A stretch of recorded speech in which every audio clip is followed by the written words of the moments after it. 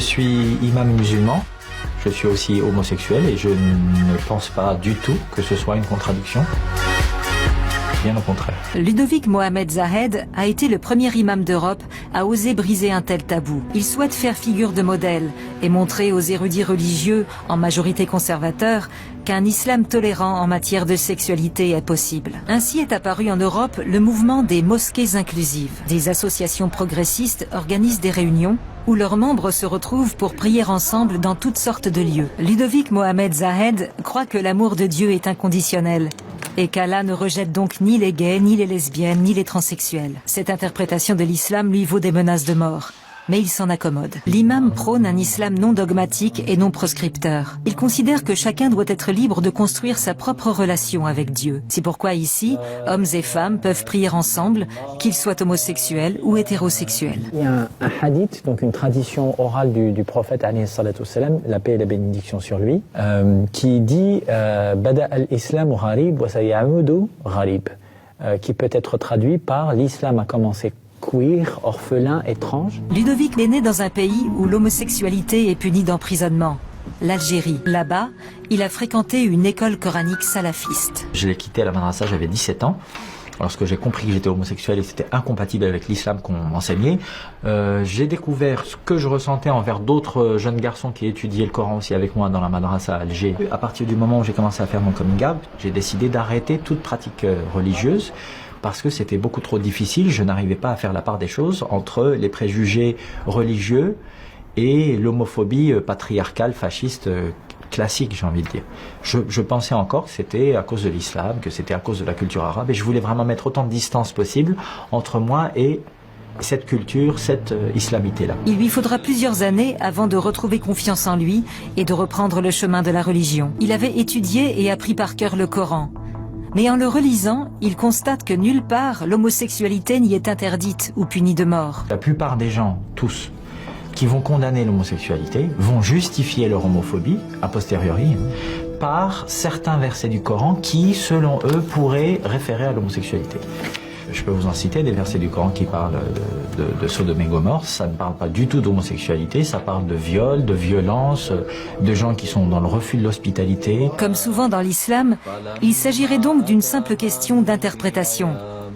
Alors, tel un prédicateur itinérant, Ludovic Mohamed Zahed diffuse sa version des faits à travers toute l'Europe, par le biais de conférences et de cercles de prière. Ibrahim Mogdad a 30 ans, et il a renoncé à l'islam, convaincu que jamais cette religion n'acceptera les gays. Il y a 1 an et demi, il a fui le Liban pour rejoindre Cologne. Il est hébergé ici par Ina, la cofondatrice d'une association d'aide aux réfugiés homosexuels, en attendant d'obtenir son permis de séjour. Au Liban, son homosexualité lui a valu d'être emprisonné. Il vivait constamment dans la peur. Il nous convie à un dîner Sofra.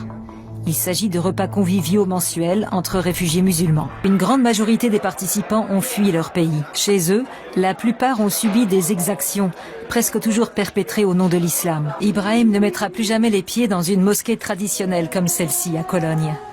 Et selon lui, l'islam libéral prôné par Ludovic Mohamed Zahed est une utopie. De tels groupes libéraux sont impensables dans les pays arabes. En Europe, on dispose d'une liberté d'interprétation. Mais le véritable islam est celui prôné en Arabie Saoudite, en Égypte ou en Iran. Ces pays sont régis par la charia, la loi islamique. Et je crois qu'on ne pourra jamais rien y changer. Ibrahim s'est détourné de la religion, car il considère que l'islam est tout aussi homophobe à Cologne. Ibrahim connaît de nombreux réfugiés homosexuels qui se révoltent contre l'islam, mais ne souhaitent pas pour autant renoncer à leur foi. C'est pour rencontrer cette communauté qu'il invite Ludovic Mohamed Zahed à Cologne pour leur dîner mensuel. Le prédicateur libéral accepte de venir en discuter. Prenons mon histoire. Bien sûr. On m'a jeté du 3e étage. Et alors que je gisais au sol, celui qui venait de me pousser vociférait au-dessus de moi « Tu n'es pas un musulman. Tu salis l'islam. Tu mérites la mort. » Allahu Akbar, Allahu Akbar. Comment pourrais-je pratiquer cette religion dans une société où on me hait précisément à cause d'elle? On en reparle ce soir. Maria.